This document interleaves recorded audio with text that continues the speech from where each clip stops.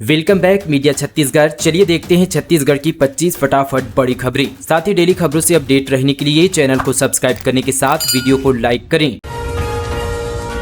यात्रियों को बड़ी सौगात। 3 अगस्त से रायपुर जबलपुर के बीच चलेगी नई एक्सप्रेस ट्रेन। रेल मंत्री ने सीएम साय को दी जानकारी। छत्तीसगढ़ को रेल सुविधाओं के क्षेत्र में एक और बड़ी सौगात मिलने जा रही है। भारत सरकार के रेल मंत्री अश्विनी वैष्णव ने मुख्यमंत्री विष्णुदेव साय को पत्र लिखकर सूचित किया है कि रायपुर जबलपुर नई एक्सप्रेसवे ट्रेन को 3 अगस्त 2025 को हरी झंडी दिखाई जाएगी। रेल मंत्री अश्विनी वैष्णव ने जानकारी दी कि भारत सरकार छत्तीसगढ़ में रेलवे सेवाओं और आधारभूत संरचना को सुदृढ़ करने के लिए पूरी तरह प्रतिबद्ध है। वर्तमान में राज्य में 44,657 करोड़ की लागत से विभिन्न रेलवे परियोजनाएं प्रगति पर है। वर्ष 2025 के बजट में छत्तीसगढ़ को रिकॉर्ड 6,925 करोड़ की स्वीकृति दी गई है। घूमतू मवेशियों से होने वाले हादसों पर प्रशासन सख्त। बलौदाबाजार में 25 पशु मालिकों पर 14,000 का जुर्माना लगाए कलेक्टर ने की समीक्षा। बलौदाबाजार में रोड सेफ्टी और घूमतू पशुओं के कारण होने वाली सड़क दुर्घटनाओं के नियंत्रण के लिए जिला प्रशासन ने ज्वाइंट ऑपरेशन चला रहा है। 31 जुलाई को कलेक्टर दीपक सोनी ने संपर्क केंद्र में वीडियो कॉन्फ्रेंसिंग के माध्यम से अभियान की प्रगति की समीक्षा की। समीक्षा में ये बात सामने आई कि अब तक 25 पशुपालकों पर अपने मवेशियों को सड़क पर छोड़ने के कारण 14,000 रुपये का जुर्माना लगाया गया है। कलेक्टर सोनी के निर्देश की यहाँ पर पशुपालकों के खिलाफ जुर्माने के साथ साथ पशु क्रूरता निवारण अधिनियम और भारतीय दंड संहिता के प्रावधानों के तहत भी कड़ी कार्रवाई की जाए।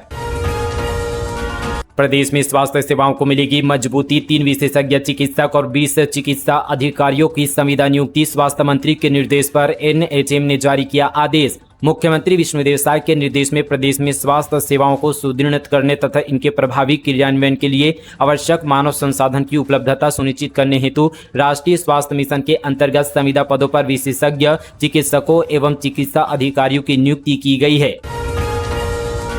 आकांक्षी हाट कार्यक्रम का शुभारंभ। मंत्री राजवाड़े बोली, सुकमा जिला लगातार विकास के नए कीर्तिमान स्थापित कर रहा है। महिला एवं बाल विकास तथा समाज कल्याण विभाग मंत्री लक्ष्मी राजवाड़े की अध्यक्षता में सबरी ऑडिटोरियम सुकमा में आकांक्षी जिला अंतर्गत संपूर्णता अभियान सम्मान समारोह आयोजित किया गया। कार्यक्रम के अंतर्गत मंत्री राजवाड़े ने आकांक्षी हाट कार्यक्रम का शुभारंभ किया। कब्र से लाश निकालने और चर्च में तोड़फोड़ का विरोध। कांकेर में क्रिश्चियन समुदाय ने घेरा कलेक्ट्रेट। दोषियों पर कार्रवाई और शव दफनाने जमीन की मांग। कांकेर जिले में बीते दिन क्रिश्चियन समुदाय ने कब्र से लाश निकालने और चर्च में की गई तोड़फोड़ के विरोध में प्रदर्शन किया। 300 से 400 लोगों ने पहले मेटा भाटा मैदान में सभा किया। इसके बाद रैली निकालते हुए कलेक्ट्रेट का घेराव करने लगे। हालांकि पुलिस ने बैरिकेडिंग कर उन्हें रास्ते में ही रोक लिया, जहां प्रदर्शनकारियों ने अपनी 5 सूत्री मांगों को लेकर अपर कलेक्टर को ज्ञापन सौंपा। प्रदर्शनकारियों का कहना है कि छत्तीसगढ़ के अलग अलग जिलों में लगातार शव के कफन दफन को लेकर विवाद हो रहा है। चर्च में तोड़फोड़ की जा रही है और शव को बाहर निकाला जा रहा है। कप बॉल और नेटबॉल प्रतियोगिता में छत्तीसगढ़ का जलवा। सरगुजा के प्लेयर से सजी टीम ने जीते मेडल। छत्तीसगढ़ के युवा खिलाड़ी अब पारंपरिक खेलों के अलावा दूसरे खेलों में अपनी प्रतिभा का लोहा मनवा रहे हैं। इसमें गौर करने वाली बात यह है कि राष्ट्रीय स्तर पर अच्छा प्रदर्शन करने वाले ज्यादातर खिलाड़ी आदिवासी अंचल सरगुजा से चुनकर जा रहे हैं, जहां वे बड़े बड़े राज्यों की टीमों से मुकाबला करके अपने राज्य के लिए मेडल लेकर आते हैं। इस बार छत्तीसगढ़ की टीम सब जूनियर राष्ट्रीय कप बॉल और चैंपियनशिप फाइनल तक पहुंची और उप विजेता रही। वहीं दूसरी ओर central zone national netball championship में छत्तीसगढ़ का तीसरा स्थान रहा। अभिनेत्री की कार सड़क हादसे का शिकार। छत्तीसगढ़ राज्य शिल्प बोर्ड की अध्यक्ष मोना सेन घायल। राष्ट्रीय राजमार्ग 30 पर बीते दोपहर कोंडागांव जिले के फरसगांव थाना क्षेत्र के अंतर्गत मस्सू कोकोड़ा पेट्रोल पंप के पास एक तेज रफ्तार कार व बाइक में भिड़ंत हो गई। इस घटना में छत्तीसगढ़ राज्य शिल्प बोर्ड की अध्यक्ष एवं राज्य मंत्री दर्जा प्राप्त मोना सेन घायल हो गई है, जिसे उपचार के लिए फरसगांव सामुदायिक स्वास्थ्य केंद्र में भर्ती किया गया है। 3 अगस्त को होगी CAPF परीक्षा। रायपुर कलेक्टर ने ली बैठक। सभी व्यवस्थाएं पुख्ता करने के निर्देश। 5 सेंटर में 1600 कैंडिडेट होंगे शामिल। संघ लोक सेवा आयोग द्वारा आयोजित सेंट्रल आर्म्ड पुलिस फोर्स सहायक कमांडेंट भर्ती परीक्षा के लिए रायपुर जिला प्रशासन ने तैयारियां तेज कर दी है। कलेक्टर डॉक्टर गौरव सिंह ने बीते दिन रेडक्रॉस सभागार में केंद्र अध्यक्षों और परिवहन अधिकारियों की बैठक लेकर कड़े निर्देश जारी किए। कलेक्टर ने कहा कि यूपीएससी द्वारा जारी दिशा निर्देशों का हर हाल में पालन करें। सभी केंद्रों पर व्यवस्थाएं ऐसी हो कि अभ्यर्थियों को किसी भी प्रकार की परेशानी न हो। साजा विधायक के पीएसओ कंप्यूटर ऑपरेटर ने पहुंचाया अपने रिश्तेदारों को लाभ। स्वेच्छा अनुदान राशि में बंदरबाट की लिस्ट वायरल। बेमेतरा जिले के साजा विधानसभा में विधायक ईश्वर साहू के पीएसओ के द्वारा अपने ही रिश्तेदारों व निजी लोगों को स्वेच्छा अनुदान का लाभ पहुंचाने का मामला सामने आया है। इसकी सूची सोशल मीडिया पर जमकर वायरल हो रहा है। वायरल लिस्ट में जो नाम सामने आ रहे उनमें यह साफ नजर आ रहा है कि साजा विधायक के पीएसओ सहित कंप्यूटर ऑपरेटर ने अपने परिवार से जुड़े लोगों को जमकर लाभ पहुंचाया है। साजा विधायक ईश्वर साहू के पीए दिग्विजय केसरी, पीएसओ ओम साहू, कंप्यूटर ऑपरेटर धीरज पटेल के मित्र, रिश्तेदार और परिवार से जुड़े लोगों के नाम सामने आ रहे हैं। अनुदान की राशि में भारी भरकम भ्रष्टाचार देखा जा रहा है। इसे लेकर कांग्रेस ने भी अपने सोशल मीडिया में सूची को पोस्ट किया है और भाजपा विधायक पर तमाम आरोप लगाए हैं। आरोप लगाया गया है कि विधायक ने अपनी भाभीियों और अपनी माता, अपने परिवार के कई लोगों सहित अपने विधानसभा को छोड़कर दूसरे विधानसभा दुर्ग और बेमेतरा के सलधा के लोगों को स्वेच्छा अनुदान दिया है।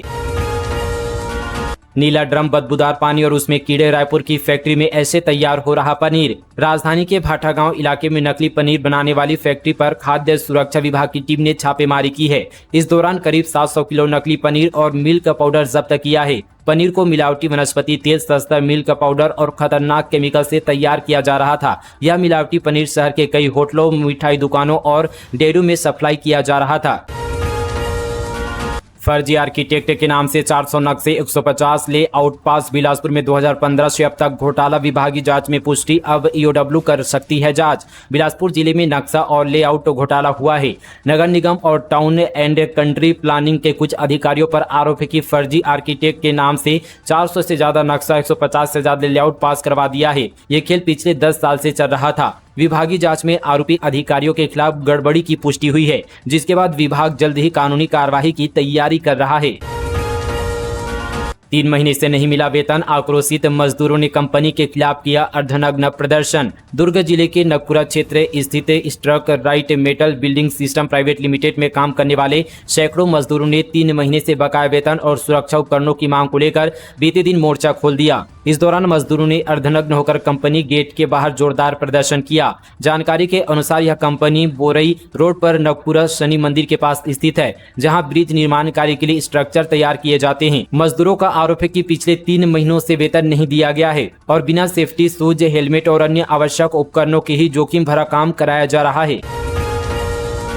हरतालिका तीज, मायके आ रही माता कौशल्या यहीं मनाएगी गौरी तीज। ससुराल से विदाई करने 2 लोग गए अयोध्या। अयोध्या से माता कौशल्या अपने मायके चंद्रखुरी आ रही है और अपने मायके में तीज का त्योहार मनाएगी। इसे लेकर तैयारियां शुरू हो गई है। ससुराल अयोध्या से माता कौशल्या की विदाई कराने को लेकर 2 लोग अयोध्या गए हैं, जो माता कौशल्या की विदाई करवाकर 4 अगस्त को रायपुर लौटेंगे। आपको बता दें कि 26 अगस्त 2025 को हरतालिका तीज है, जिसे यहाँ पर गौरी तीज भी कहा जाता है। इस त्योहार की मान्यता है कि इसमें बेटियां अपने मायके में इस त्योहार को मनाती है और अपने पति की लंबी उम्र के लिए व्रत रखती है।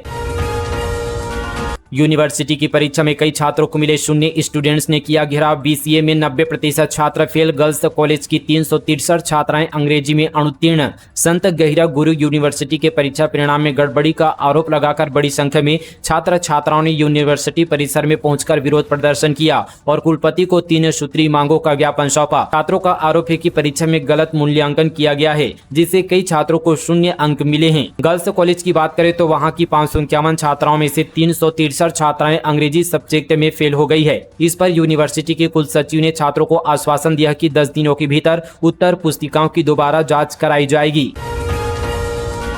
अब पेट्रोल पंपों में बिना हेलमेट वाहन चालकों को नहीं मिलेगा पेट्रोल, कलेक्टर ने जारी किया आदेश। बालोद जिले में अब बिना हेलमेट के 2 पहिया वाहन चालकों को पेट्रोल पंपों में पेट्रोल नहीं मिलेगा। सड़क दुर्घटना में जनहानि को कम करने के लिए यह आदेश कलेक्टर दिव्या उमेश मिश्रा ने जारी किया है। 11 अधीक्षक 11 प्राचार्य को कारण बताओ नोटिस। बीजापुर में आरएमएस हॉस्टलों में 42 लाख के वित्तीय आहरण में गड़बड़ी, एक अधिकारी हो चुका निलंबित। बीजापुर में 11 हॉस्टल अधीक्षक और 11 प्रिंसिपल को जिला शिक्षा अधिकारी ने बुधवार को कारण बताओ नोटिस जारी किया है। यह कार्यवाही राष्ट्रीय माध्यमिक शिक्षा अभियान के तहत संचालित बीजापुर और भोपालपट्टनम में संचालित 11 पोटा केबिन से 3 फर्मों को बिना बिल के 43 लाख रुपए के भुगतान मामले में की गई है। जानकारी के मुताबिक नोटिस जारी कर 31 जुलाई तक भुगतान संबंधी जवाब मांगा गया था, लेकिन अधीक्षकों ने जवाब पेश नहीं किया। ऐसे में पुरुषोत्तम चंद्राकर, सहायक जिला परियोजना अधिकारी समग्र शिक्षा बीजापुर को संयुक्त संचालक बस्तर संभाग ने पहले ही निलंबित किया है। पलारी सामुदायिक स्वास्थ्य केंद्र भगवान भरोसे 100 से ज्यादा गांव के हर दिन आने वाले 200 मरीज बेहाल, डॉक्टर गायब। कभी पूरे प्रदेश में उत्कृष्टता का प्रतीक रहा बलौदाबाजार जिले का सामुदायिक स्वास्थ्य केंद्र पलारी अब अव्यवस्थाओं और लापरवाही का केंद्र बन गया है। ग्रामीणों को स्वास्थ्य सेवाओं के लिए जिस केंद्र पर भरोसा था, वहीं अब मरीजों को खाली हाथ लौटना पड़ रहा है। यह केंद्र 100 से अधिक गाँव के करीब 200 मरीजों को प्रतिदिन सेवा देने का दावा करता है, लेकिन वास्तविकता इससे कोसों दूर है।